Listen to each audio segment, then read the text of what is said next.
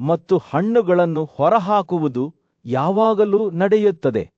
ಅವುಗಳೊಳಗೆ ಶಾಖವಿರುತ್ತದೆ. ಇದರ ಪರಿಣಾಮವಾಗಿ ಎಲೆ, ತೊಗಟೆ, ಹಣ್ಣು ಮತ್ತು ಹೂವುಗಳು ಒಣಗುತ್ತವೆ. ಮರಗಳು ಸ್ಪರ್ಶವನ್ನು ಗ್ರಹಿಸುವ ಸಾಮರ್ಥ್ಯವನ್ನು ಹೊಂದಿವೆ ಎಂದು ಅವರು ಗಮನ ಸೆಳೆದರು. ಇದು ಬಾಹ್ಯ ಪ್ರಚೋದಕಗಳಿಗೆ ಅವುಗಳ ಪ್ರತಿಕ್ರಿಯೆಯಿಂದ ಸಾಕ್ಷಿಯಾಗಿದೆ. ಭೃಗು ಮುಂದುವರಿಸುತ್ತಾ, ಮರಗಳು ಶಕ್ತಿಯನ್ನು ಮರಳಿ ಪಡೆಯುತ್ತವೆ ಮತ್ತು ಒಳ್ಳೆಯ ಮತ್ತು ಕೆಟ್ಟ ವಾಸನೆಗಳ ಪರಿಣಾಮವಾಗಿ ಹೂವುಗಳನ್ನು ಹುಟ್ಟುಹಾಕುತ್ತವೆ. ಮರಗಳು ತಮ್ಮ ಬೇರುಗಳಿಂದ ನೀರನ್ನು ಕುಡಿಯುತ್ತವೆ ಮತ್ತು ವಿವಿಧ ರೀತಿಯ ರೋಗಗಳನ್ನು ಹಿಡಿಯುತ್ತವೆ ಎಂಬುದು ಸ್ಪಷ್ಟವಾಗಿದೆ. ಆ ರೋಗಗಳು ಮತ್ತೆ ವಿವಿಧ ಕಾರ್ಯಾಚರಣೆಗಳ ಮೂಲಕ ಗುಣವಾಗುತ್ತವೆ. ಮರಗಳು ರುಚಿಯ ಗ್ರಹಿಕೆಯನ್ನು ಹೊಂದಿವೆ, ಏಕೆಂದರೆ ಅವು ವಿವಿಧ ಸುವಾಸನೆಗಳಿಗೆ ಪ್ರತಿಕ್ರಿಯಿಸುತ್ತವೆ ಎಂದು ಅವರು ತೀರ್ಮಾನಿಸಿದರು. ಭೃಗು ಅವರ ಬುದ್ಧಿವಂತಿಕೆಯ ಆಳದಿಂದ ಭಾರದ್ವಾಜರು ಪ್ರಭಾವಿತರಾದರು. ಬಾಗಿದ ಕಮಲದ ಮರಗಳ ಮೂಲಕ ನೀರನ್ನು ಹೀರಿಕೊಳ್ಳಬಹುದು. ಅವರು ಹೇಳಿದರು, ಮರಗಳು ಸಹ ಗಾಳಿಯ ಸಹಾಯದಿಂದ ಅವುಗಳ ಬೇರುಗಳ ಮೂಲಕ ಕುಡಿಯುತ್ತವೆ. ಮರಗಳು ಸಂತೋಷ ಮತ್ತು ನೋವನ್ನು ಅನುಭವಿಸುತ್ತವೆ. ಕತ್ತರಿಸಿದಾಗ ಬೆಳೆಯುತ್ತವೆ ಮತ್ತು ಅವುಗಳೊಳಗೆ ಜೀವವನ್ನು ಹೊಂದಿರುತ್ತವೆ ಎಂದು ಅವರು ಒಪ್ಪಿಕೊಂಡರು. ಭೃಗು ನಂತರ ಜೀವಿಗಳಲ್ಲಿನ 5 ಅಂಶಗಳ ಸಂಕೀರ್ಣತೆಗಳನ್ನು ಪರಿಶೀಲಿಸಿದರು. ಪ್ರತಿ ದೇಹದಲ್ಲಿ ಅವರು ಹೇಳಿದರು 5 ಅಂಶಗಳ ಅನುಪಾತಗಳು ಭಿನ್ನವಾಗಿರುತ್ತವೆ. ಈ 5 ಅಂಶಗಳ ಪರಿಣಾಮವಾಗಿ ಚಲಿಸುವ ವಸ್ತುಗಳು ತಮ್ಮ ದೇಹಗಳನ್ನು ಚಲಿಸಬಹುದು. ಅವರು ಚರ್ಮ, ಮಾಂಸ, ಮೂಳೆಗಳು, ಮಜ್ಜೆ ಮತ್ತು ಅಪಧಮನಿಗಳು ಮತ್ತು ರಕ್ತನಾಳಗಳು ಭೂಮಿಯಿಂದ ಹೇಗೆ ಮಾಡಲ್ಪಟ್ಟಿವೆ ಎಂಬುದನ್ನು ವಿವರಿಸಿದರು. ಶಕ್ತಿ ಮಾನವ ದೇಹದ ರಹಸ್ಯಗಳ ಬಗ್ಗೆ ಆಳವಾದ ಚರ್ಚೆಯ ಮಧ್ಯೆ ಭರದ್ವಾಜ ಋಷಿಯು ತನ್ನ ಗೌರವಾನ್ವಿತ ಸಂಗಾತಿ ಭೃಗು ಋಷಿಗೆ ಒಂದು ಪ್ರಶ್ನೆಯನ್ನು ಕೇಳಿದನು.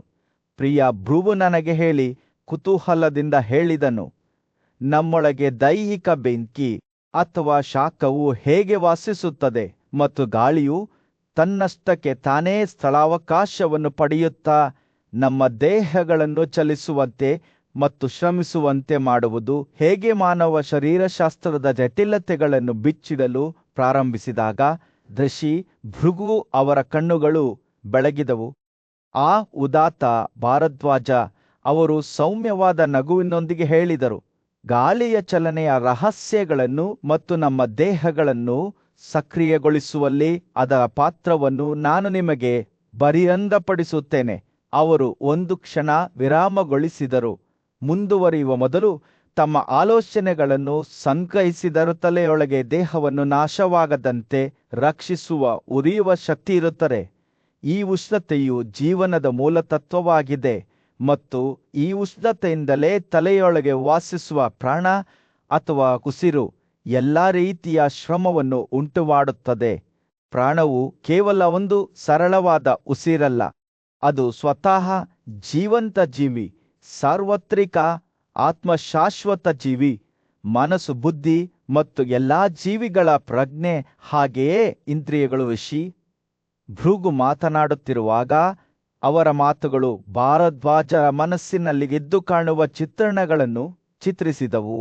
ಪ್ರಾಣನು ದೇಹದ ಪ್ರತಿಯೊಂದು ಭಾಗದಲ್ಲೂ ಹೇಗೆ ಹರಿಯುತ್ತಾನೆ, ಅದನ್ನು ಜೀವಶಕ್ತಿಯಿಂದ ಚೈತನ್ಯಗೊಳಿಸುತ್ತಾನೆ ಎಂಬುದನ್ನು ಅವನು ನೋಡಿದನು.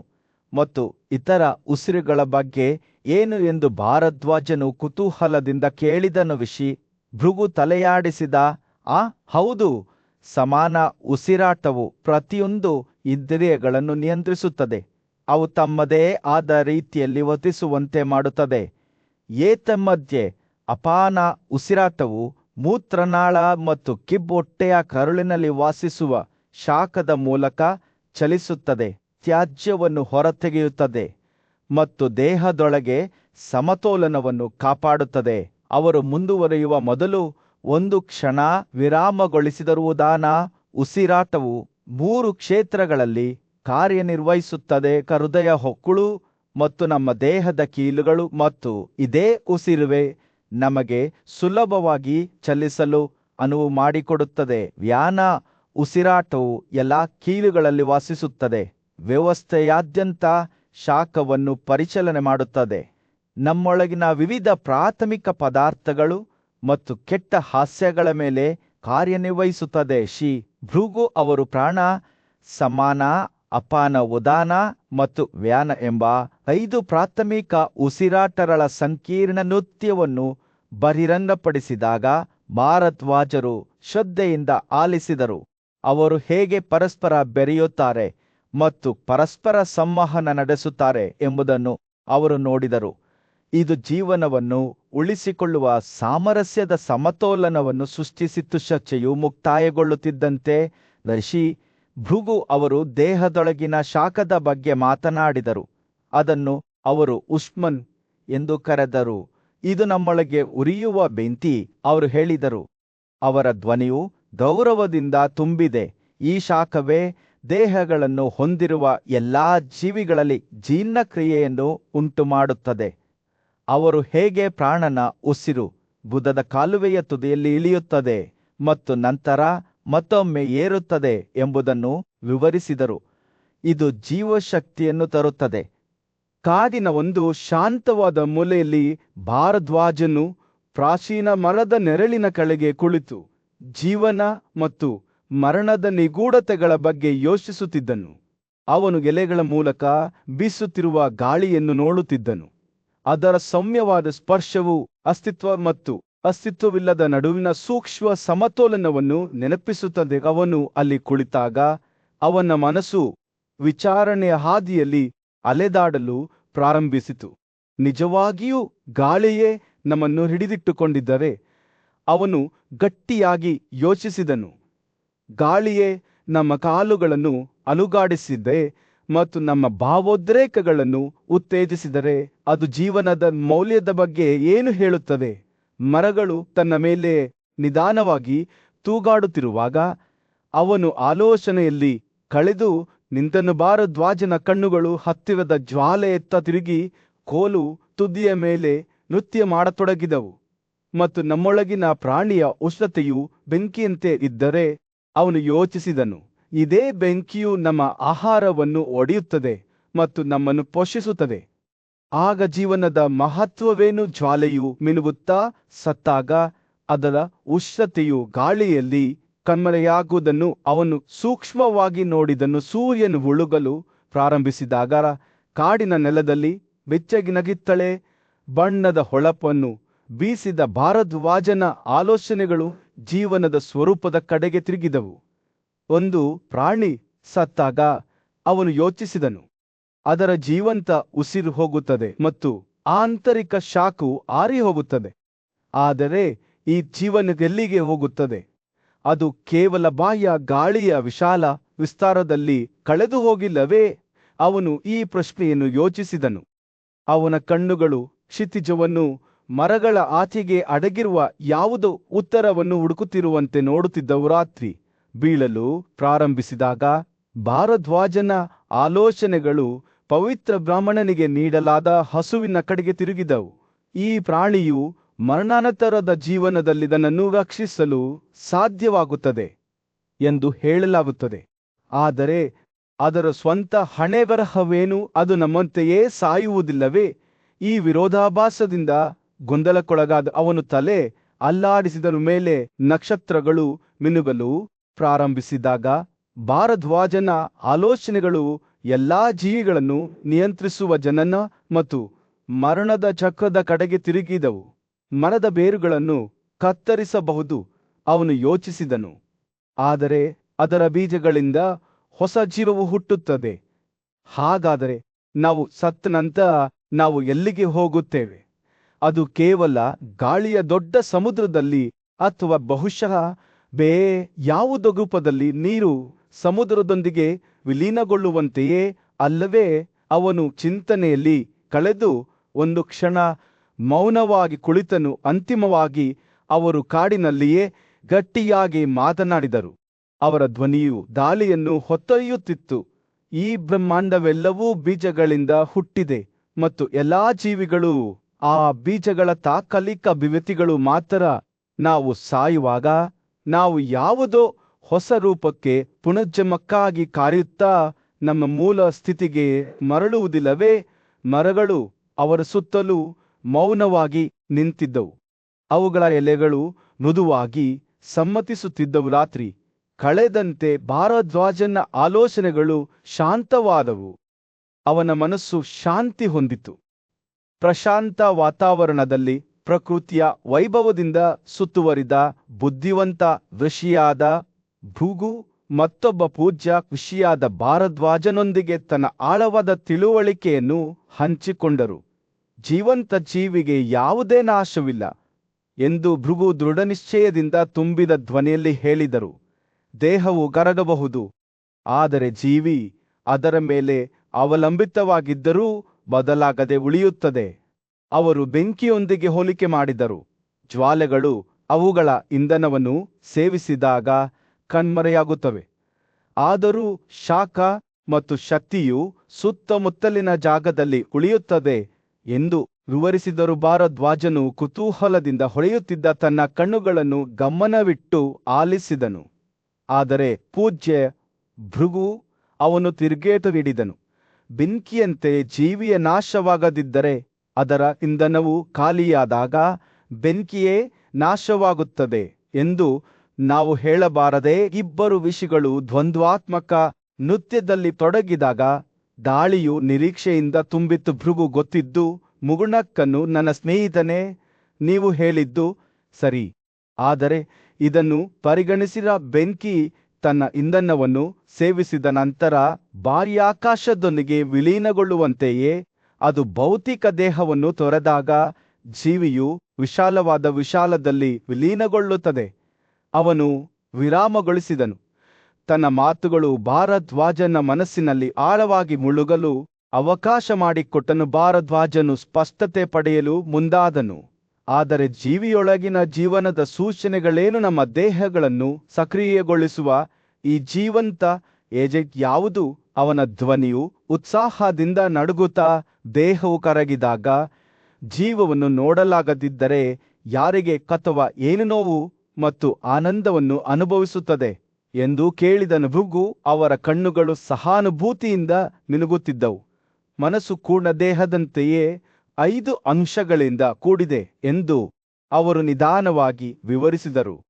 ಆದಾಗ್ಯೂ ನಮ್ಮ ದೇಹಗಳನ್ನು ಪೋಷಿಸುವ ನಮ್ಮ ಗ್ರಹಿಕೆಗಳು, ಭಾವನೆಗಳು ಮತ್ತು ಕ್ರಿಯೆಗಳನ್ನು ನಿಯಂತ್ರಿಸುವ ಆಂತರಿಕ ಆತ್ಮವಿದೆ.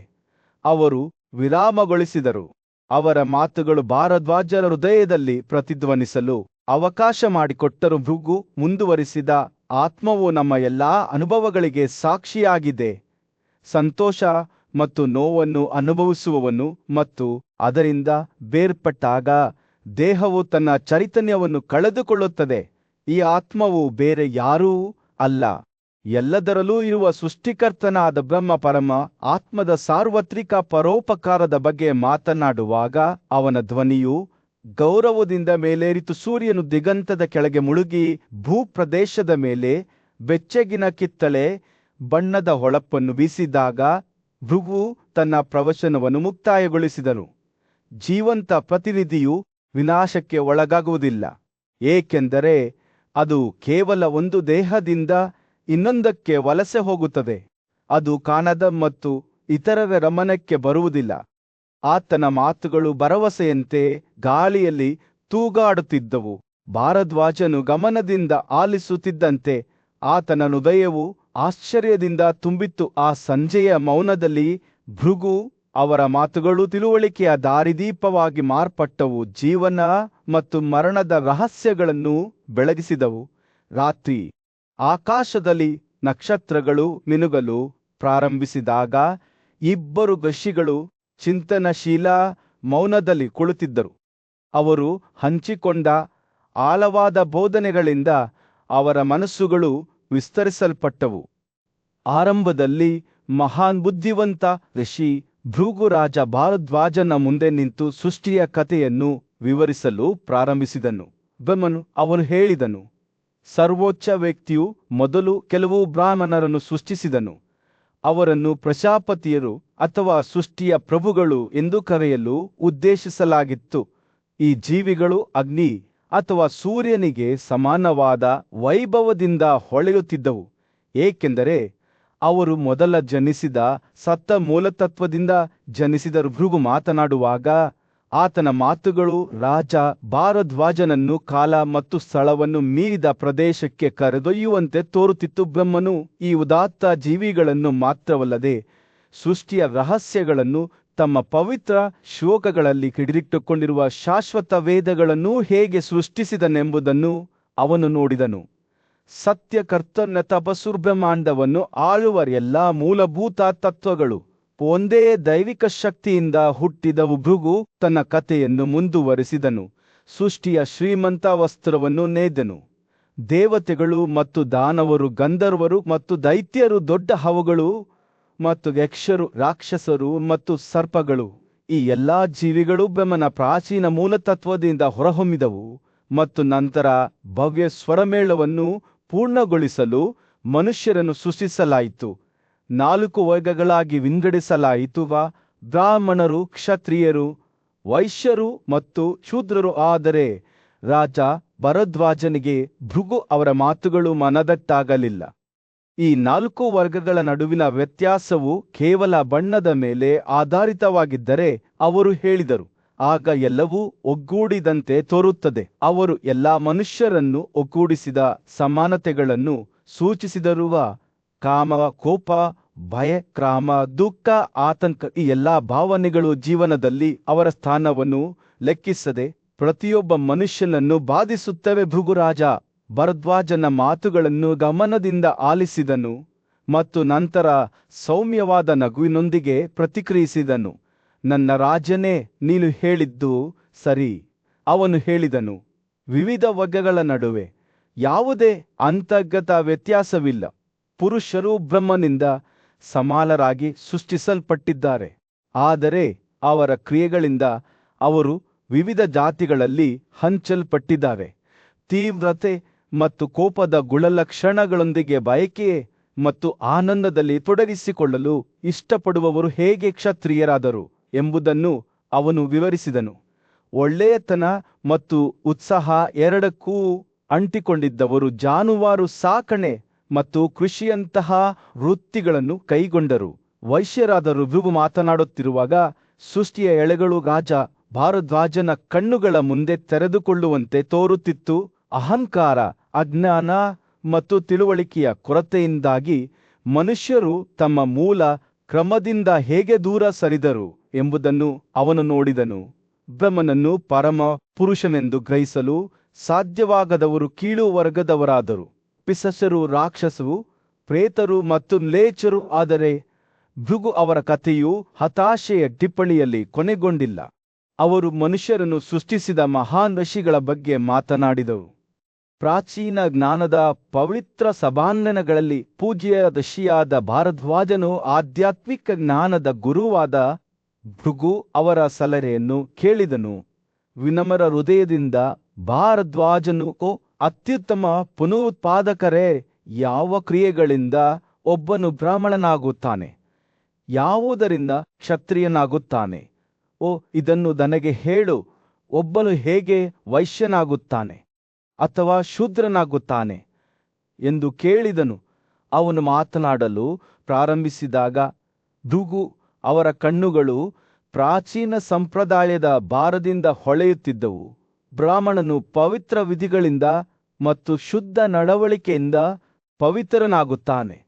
ಅವನು ವೇದಗಳನ್ನು ಭಕ್ತಿಯಿಂದ ಅಧ್ಯಯನ ಮಾಡುತ್ತಾನೆ, 6 ಪ್ರಸಿದ್ಧವಾದ ಅಭಿಷೇಕಗಳನ್ನು ಆಚರಿಸುತ್ತಾನೆ, ಮಂತ್ರಗಳನ್ನು ಮೌನವಾಗಿ ಪಠಿಸುತ್ತಾನೆ, ಯಜ್ಞದ ಬೆಂಕಿಯ ಮೇಲೆ ನೈವೇದ್ಯವನ್ನು ಸುರಿಸುತ್ತಾನೆ, ದೇವತೆಗಳನ್ನು ಪೂಜಿಸುತ್ತಾನೆ, ಅತಿಥಿಗಳಿಗೆ ಆಹಾರವನ್ನು ಅರ್ಪಿಸುತ್ತಾನೆ ಮತ್ತು ವಿಶ್ವದೇವರಿಗೆ ಅರ್ಪಣೆಗಳನ್ನು ಮಾಡುತ್ತಾನೆ.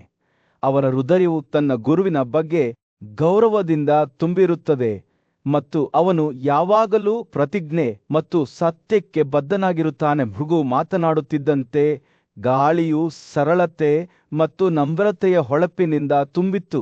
ಒಬ್ಬ ಕ್ಷತ್ರಿಯನು ಯುದ್ಧದಲ್ಲಿ ತೊಡಗುತ್ತಾನೆ, ವೇದಗಳನ್ನು ಅಧ್ಯಯನ ಮಾಡುತ್ತಾನೆ, ಬ್ರಾಹ್ಮಣರಿಗೆ ಉಡುಗೊರೆಗಳನ್ನು ನೀಡುತ್ತಾನೆ ಮತ್ತು ತಾನು ರಕ್ಷಿಸುವವರಿಂದ ಸಂಪತ್ತನ್ನು ತೆಗೆದುಕೊಳ್ಳುತ್ತಾನೆ. ಒಬ್ಬ ವೈಶ್ಯನು ಜಾನುವಾರುಗಳ ಆರೈಕೆ, ಕೃಷಿ ಮತ್ತು ಸಂಪತ್ತನ್ನು ಗಳಿಸುವ ಮೂಲಕ ಖ್ಯಾತಿಯನ್ನು ಗಳಿಸುತ್ತಾನೆ.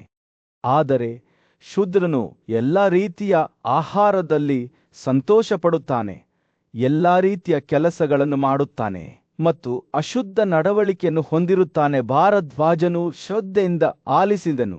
ಅವನ ಮನಸ್ಸು ಪ್ರತಿ ವಿವರಣೆಯ ಸೂಕ್ಷ್ಮ ವ್ಯತ್ಯಾಸಗಳನ್ನು ಗ್ರಹಿಸಿತು. ನಿಜವಾದ ಪಾತ್ರವನ್ನು ಜನನ ಅಥವಾ ಸಾಮಾಜಿಕ ಸ್ಥಾನಮಾನದಿಂದ ವ್ಯಾಖ್ಯಾನಿಸಲಾಗುವುದಿಲ್ಲ, ಆದರೆ ಕ್ರಿಯೆಗಳು ಮತ್ತು ಉದ್ದೇಶಗಳಿಂದ ವ್ಯಾಖ್ಯಾನಿಸಲಾಗುತ್ತದೆ ಎಂದು ಅವನಿಗೆ ತಿಳಿದಿತ್ತು. ಭೃಗು ಅವರ ಮಾತುಗಳು ಆಳವಾದ ಬುದ್ಧಿವಂತಿಕೆಯಿಂದ ಪ್ರತಿಧ್ವನಿಸುತ್ತವೆ. ಈ ಗುಣಲಕ್ಷಣಗಳನ್ನು ಶೂದ್ರದಲ್ಲಿ ಗಮನಿಸಬಹುದಾದರೆ ಮತ್ತು ಅವು ಬ್ರಾಹ್ಮಣದಲ್ಲಿ ಕಂಡುಬರದಿದ್ದರೆ ಅಂತಹ ಶೂದ್ರನು ಶೂದ್ರನಲ್ಲ ಮತ್ತು ಅಂತಹ ಬ್ರಾಹ್ಮಣನು ಬ್ರಾಹ್ಮಣನಲ್ಲ. ಸೂರ್ಯನು ದಿಗಂತದ ಕೆಳಗೆ ಮುಳುಗಿದಾಗ, ಗುಂಪಿನ ಮೇಲೆ ಬೆಚ್ಚಗಿನ ಹೊಳಪನ್ನು ಬೀಸಿದಾಗ ಭೃಗು ಅವರ ಧ್ವನಿಯು ಗಂಭೀರವಾಯಿತು. ಕಾಮ ಮತ್ತು ಕೋಪವನ್ನು ಎಲ್ಲಾ ವಿಧಾನಗಳಿಂದಲೂ ನಿಗ್ರಹಿಸಬೇಕು. ಆತ್ಮಸಂಯಮವು ಜ್ಞಾನದ ಅತ್ಯುನ್ನತ ಫಲಿತಾಂಶವಾಗಿದೆ. ಒಬ್ಬರು ಯಾವಾಗಲೂ ಒಬ್ಬರ ಸಮೃದ್ಧಿಯನ್ನು, ಒಬ್ಬರ ಕೋಪದಿಂದ, ಒಬ್ಬರ ತಪಸ್ಸನ್ನು ಹೆಮ್ಮೆಯಿಂದ, ಒಬ್ಬರ ಜ್ಞಾನವನ್ನು ಗೌರವ ಮತ್ತು ಅವಮಾನದಿಂದ ಮತ್ತು ಒಬ್ಬರ ಆತ್ಮವನ್ನು ದೋಷದಿಂದ ರಕ್ಷಿಸಬೇಕು. ಭೃಗು ಅವರ ಮಾತುಗಳನ್ನು ಕೇಳುವಾಗ ಭಾರದ್ವಾಜನ ಕಣ್ಣುಗಳು ಆಳವಾದ ತಿಳುವಳಿಕೆಯಿಂದ ಹೊಳೆಯುತ್ತಿದ್ದವು. ತ್ಯಾಗವು ಸುಲಭದ ಮಾರ್ಗವಲ್ಲ, ಆದರೆ ಅದು ನಿಜವಾದ ವಿಮೋಚನೆಯ ಕೀಲಿಯಾಗಿದೆ ಎಂದು ಅವರಿಗೆ ತಿಳಿದಿತ್ತು. ಆ ಬುದ್ಧಿವಂತ ವ್ಯಕ್ತಿ ಭೃಗು ಹೇಳಿದರು, ಹಣ್ಣಿನ ಬಯಕೆಯಿಲ್ಲದೆ ಎಲ್ಲಾ ಕಾರ್ಯಗಳನ್ನು ಮಾಡುವವನು ಅವರ ಸಂಪೂರ್ಣ ಸಂಪತ್ತು ದಾನಕ್ಕಾಗಿ ಇದೆ ಮತ್ತು ದೈನಂದಿನ ಹೋಮವನ್ನು ಮಾಡುವವನು ನಿಜವಾದ ಪುನರುಜ್ಜೀವನಕಾರ. ರಾತ್ರಿ ಆಳವಾಗುತ್ತಿದ್ದಂತೆ ಗಾಳಿಯು ಚಿಂತನೆಯಿಂದ ಶಾಂತವಾಯಿತು. ಬೇಸಿಗೆಯ ಸಂಜೆ ಮೃದುವಾದ ಗಾಳಿಯಂತೆ ಭೃಗು ಅವರ ಮಾತುಗಳು ನಿಶ್ಚಲತೆಯಲ್ಲಿ ತೂಗಾಡುತ್ತಿದ್ದವು.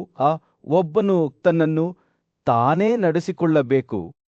ವೇದಗಳ ಪ್ರಾಚೀನ ಜ್ಞಾನದಲ್ಲಿ ಪೂಜ್ಯ ಋಷಿಯಾಗಿದ್ದ ಭೃಗು ಭಾರದ್ವಾಜ ಮತ್ತು ಆತನ ಸತ್ಯಾನ್ವೇಷಕ ಸಹಚರರ ಮುಂದೆ ನಿಂತನು. ಪವಿತ್ರ ಬೆಂಕಿಯಿಂದ ಹೊಳೆಯುವ ಬೆಂಕಿಯಂತೆ ಹೊಳೆಯುವ ಕಣ್ಣುಗಳೊಂದಿಗೆ ಭೃಗು ಅಸ್ತಿತ್ವದ ಮೂಲಭೂತ ಸ್ವರೂಪದ ಬಗ್ಗೆ ಮಾತನಾಡಲು ಪ್ರಾರಂಭಿಸಿದನು. ಸತ್ಯವೇ ಬ್ರಹ್ಮ ಎಂದು ಅವರು ಘೋಷಿಸಿದರು.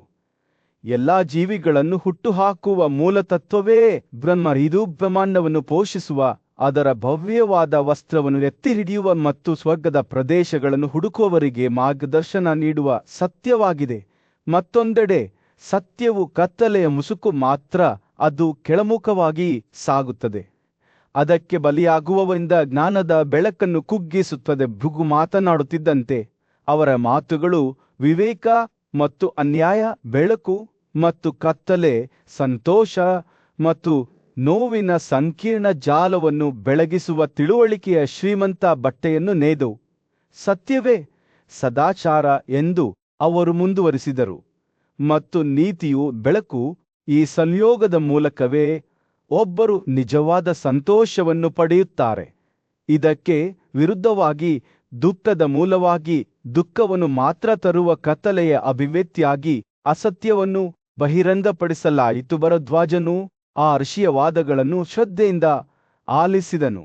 ಆತನ ಮನಸ್ಸು ಆತನ ವಾದಗಳನ್ನು ಪ್ರಶ್ನಿಸಿತು. ಸಂತೋಷವೇ ಅಂತಿಮ ಗುರಿ ಎಂದು ನೀವು ಹೇಳುತ್ತೀರಿ ಎಂದು ಆತ ಹೇಳಿದನು. ಆದರೂ ಪ್ರಾಪಂಚಿಕ ಬಯಕೆಗಳಿಂದ ಬೇರ್ಪಟ್ಟು ಏಕಾಂತದಲ್ಲಿ ವಾಸಿಸುವ ಸೃಷ್ಟಿಕರ್ತನಾದ ಬ್ರಹ್ಮನ ಬಗ್ಗೆ ನಾವು ಕೇಳುತ್ತೇವೆ ಮತ್ತು ಬಳಕೆಯ ದೇವರಾದ ಕಾಮನನ್ನು ಸೋಲಿಸಿದ ದೈವಿಕ ಗುರುವಾದ ಶಿವನ ಬಗ್ಗೆ ಏನು? ಇದು ನಿಜವಾದ ಬುದ್ಧಿವಂತಿಕೆಯು ಸಂತೋಷದ ಅನ್ವೇಷಣೆಯನ್ನು ಮೀರಿದೆ ಎಂದು ಸೂಚಿಸುವುದಿಲ್ಲವೇ? ಭೃಗು ತಿಳಿವಳಿಕೆಯಿಂದ ಮುಗುಳಕ್ಕನು. ಅವನ ಕಣ್ಣುಗಳು ಪ್ರಾಚೀನ ಜ್ಞಾನದ ಆಳದಿಂದ ಮಿಳುಗುತ್ತಿದ್ದವು. ಕತ್ತಲೆಯಿಂದ ಮುಳುಗಿದವರು ಕೇವಲ ಅನ್ಯಾಯವನ್ನು ಮಾತ್ರ ಅನುಸರಿಸುತ್ತಾರೆ. ಈ ಜೀವನದಲ್ಲಿ ಅಥವಾ ಮುಂದಿನ ಜೀವನದಲ್ಲಿ ಎಂದಿಗೂ ಸಂತೋಷವನ್ನು ಪಡೆಯುವುದಿಲ್ಲ ಎಂದು ಹೇಳಲಾಗುತ್ತದೆ. ಅವರು ವಿವಿಧ ನೋವುಗಳಿಂದ ಬಳಲುತ್ತಿದ್ದಾರೆ. ರೋಗ, ನೋವು, ತೊಂದರೆ ಮತ್ತು ಅಂತಿಮವಾಗಿ ಮರಣವೇ. ಭೃಗು ಅವರ ಮಾತುಗಳು ಅಸತ್ಯದ ಪರಿಣಾಮಗಳ ಬಗ್ಗೆ ಎದ್ದು ಕಾಣುವ ಚಿತ್ರಣವನ್ನು ಚಿತ್ರಿಸಿದಂತೆ ಭಾರದ್ವಾಜನ ತಿಳುವಳಿಕೆಯು ಬೆಳಗಿನ ಬಿಸಿಲಿನಲ್ಲಿ ಅರಳುತ್ತಿರುವ ಕಮಲದಂತೆ ತೆರೆದುಕೊಳ್ಳಲು ಪ್ರಾರಂಭಿಸಿತು. ಸ್ವರ್ಗದಲ್ಲಿ ವಶಿ ಮುಂದುವರಿಸಿದರು. ಹಸಿವಿಲ್ಲ, ಬಾಯಾರಿಕೆ ಇಲ್ಲ, ಶೀಳತೆ ಇಲ್ಲ ಮತ್ತು ಪಾಪವಿಲ್ಲ. ಇದು ರುಚಿಕರವಾದ ಗಾಳಿ ಬೀಸುವ ಮತ್ತು ಗಾಳಿಯನ್ನು ಶಾಶ್ವತ ಸುಗಂಧ ತುಂಬುವ ಕ್ಷೇತ್ರವಾಗಿದೆ. ಈ ಮಾತುಗಳ ಮೂಲಕ ಭೃಗು ಎಲ್ಲಾ ಅಸ್ತಿತ್ವದ ಆಧಾರವಾಗಿರುವ ಮೂಲಭೂತ ಸತ್ಯವನ್ನು ಬಹಿರಂಗಪಡಿಸಿದನು. ಸಂತೋಷವು ಕೇವಲ ಕ್ಷಣಿಕವಾದ ಆನಂದವಲ್ಲ, ಆದರೆ ಆತ್ಮದ ಗುಣಲಕ್ಷಣವಾಗಿದೆ. ಭೂಮಿಯು ಎಲ್ಲಾ ಜೀವಿಗಳ ಸಂತತಿಯಾಗಿದೆ ಮತ್ತು ಮಹಿಳೆಯರು ತನ್ನ ಸ್ವಭಾವವನ್ನು ಸ್ವೀಕರಿಸುತ್ತಾರೆ. ಗಂಡು ಪ್ರಾಣಿಯು ಪ್ರಜಾಪತಿಯಂತೆ ಜೀವನವನ್ನು ಉಳಿಸಿಕೊಳ್ಳುವ ಸೃಜನಶೀಲ ಶಕ್ತಿಯನ್ನು ರೂಪಿಸುತ್ತದೆ ಎಂದು ಅವರು ಹೇಳಿದರು. ಸತ್ಯದ ಅನ್ವೇಷಕರು ಶ್ರದ್ಧೆಯಿಂದ ಆಲಿಸುತ್ತಿದ್ದಂತೆ ಭೃಗು ಅವರ ಮಾತುಗಳು ತಿಳುವಳಿಕೆಯ ಹಾದಿಯನ್ನು ಬೆಳಗಿಸಿದವು. ಅವರಿಗೆ ಆಳವಾದ ಸಾಕ್ಷಾತ್ಕಾರದ ಕಡೆಗೆ ಮಾರ್ಗದರ್ಶನ ನೀಡಿದವು. ಪ್ರತಿಯೊಬ್ಬ ವ್ಯಕ್ತಿಯು ತಮ್ಮ ಸ್ವಂತ ಕ್ರಿಯೆಗಳಿಂದ ರೂಪುಗೊಂಡಾಗ ಸಂತೋಷ ಅಥವಾ ದುಃಖವನ್ನು ಪಡೆಯಬಹುದು ಮತ್ತು ಆದ್ದರಿಂದ ಮುಕ್ತ ಹೃದಯ ಮತ್ತು ಮನಸ್ಸಿನಿಂದ ಒಬ್ಬರು ಸ್ವಯಂ ಆವಿಷ್ಕಾರದ ಪ್ರಯಾಣವನ್ನು ಪ್ರಾರಂಭಿಸಬಹುದು. ಪ್ರಶಾಂತ ವಾತಾವರಣದಲ್ಲಿ ಪ್ರಕೃತಿಯ ಪ್ರಶಾಂತತೆಯಿಂದ ಸುತ್ತುವರಿದ ಭಾರದ್ವಾಜನು ಆಳವಾದ ಚಿಂತನೆಯಲ್ಲಿ ಕುಳಿತು ಸದಾಚಾರದ ಹಾದಿಯಲ್ಲಿ ಮಾರ್ಗದರ್ಶನವನ್ನು ಕೋರಿದರು. ಪ್ರಾಚೀನ ಸಂಪ್ರದಾಯಗಳ ಬಗ್ಗೆ ಆಳವಾದ ತಿಳುವಳಿಕೆಗೆ ಹೆಸರುವಾಸಿಯಾದ ಬುದ್ಧಿವಂತ ಶಿಯಾಗ ಭೃಗುಗೆ ಅವರು ಸರಣಿ ಪ್ರಶ್ನೆಗಳನ್ನು ಕೇಳಿದರು. ಉಡುಗೊರೆ ನೀಡುವಿಕೆಯ ಪರಿಣಾಮವೇನು? ಕುತೂಹಲದಿಂದ ತನ್ನ ಕಣ್ಣುಗಳನ್ನು ಅಗಲಿಸಿದ ಭಾರದ್ವಾಜನು ಕೇಳಿದನು. ಇದು ಈ ಜಗತ್ತಿನಲ್ಲಿ ಮತ್ತು ಮುಂದಿನ ಜೀವನದಲ್ಲಿ ನಮ್ಮ ಜೀವನದ ಮೇಲೆ ಹೇಗೆ ಪರಿಣಾಮ ಬೀರುತ್ತದೆ? ದಾನದ ಮಹತ್ವವನ್ನು ವಿವರಿಸಲು ಪ್ರಾರಂಭಿಸಿದಾಗ ಭೃಗು ಅವರ ಮುಖವು ಬೆಚ್ಚಗಿನ ನರುವಿನಿಂದ ಬೆಳಗಿತ್ತು. ಪವಿತ್ರ ಅಗ್ನಿಗೆ ನೈವೇದ್ಯವನ್ನು ಅರ್ಪಿಸುವ ಮೂಲಕ ಅವರು ಹೇಳಿದರು, ನಾವು ಪಾಪದ ಕಲೆಗಳಿಂದ ನಮ್ಮನ್ನು ಶುದ್ಧೀಕರಿಸಿಕೊಳ್ಳುತ್ತೇವೆ.